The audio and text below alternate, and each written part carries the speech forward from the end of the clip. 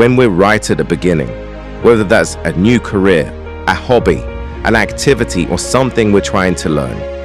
Inevitably, we look at the people at the top of their game and wonder how it's possible that they achieved such greatness. It seems practically impossible as we gaze at these icons to understand how someone could ever reach such dizzying heights in their field. We tell ourselves, well, surely that person was born with that talent. They were born with that ability. Surely it's not something that can be achieved. It must be divinely gifted. With trading and investing, this seems to be amplified even more because the markets can be brutal, and it can feel like you're just not getting it right time and time again. And yet, you look at the people who have achieved what you want to achieve, and they're enjoying the fruits of their labor.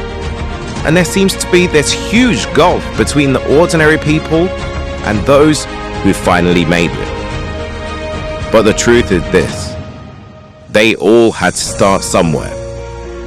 Gave me a book on technical analysis of stock trends by Medina Edwards. Tell me, read that. I read it. Go home, read it again. I read it. Go home, read it again. I read it. He goes, you're ready to trade. They were all amateurs once.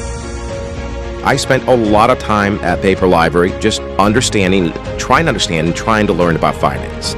They all had their struggles and their mistakes. I had 2 phenomenal learning periods where I lost everything. Like I had $10,000 and went down to zero. And then I made back like $20,000 and then went down to zero. And I remember, you just using these low numbers so we can understand. And no, this is when you're 22 years of age and it's 1978 or 9. That's just, a gargantuan amount of money. I've made lots of mistakes. That's part of the game. I mean, there is no way in the investment. Somebody says, they never made a mistake. Check about it. They all had their moments where they felt overwhelmed. I had to let go. People who I love. This is just 8 years after I started Bridgewater. Wow, I was so broke that I had to borrow $4,000 from my dad in order to pay for my family bills. They had the same doubters and critics that you're going to feel in your way as well. And I remember my father coming to me on the 3rd time and said, you've got to get in something safe like real estate. Is that Bendon? I said, no, I'm going to stick with this. Then I got into the University of Nebraska. I applied to Harvard Business School.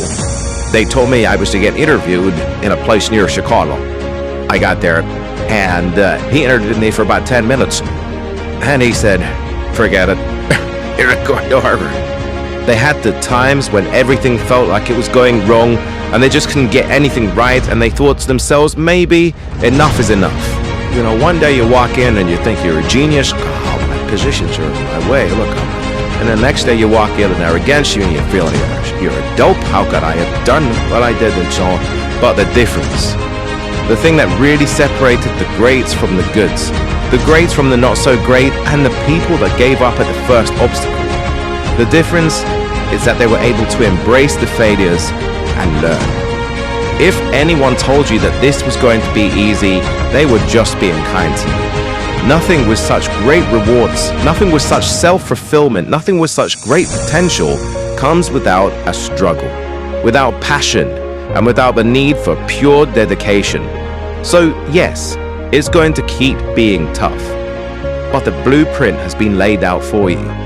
Others have done what you're trying to do, and you can do it too. There will always be people telling you that you haven't got what it takes to succeed in this, that, or something else. But just make sure that those naysayers don't include you. Brush yourself off, embrace your failures, learn from your mistakes, and don't accept defeat. You've got this. Now let's get to work.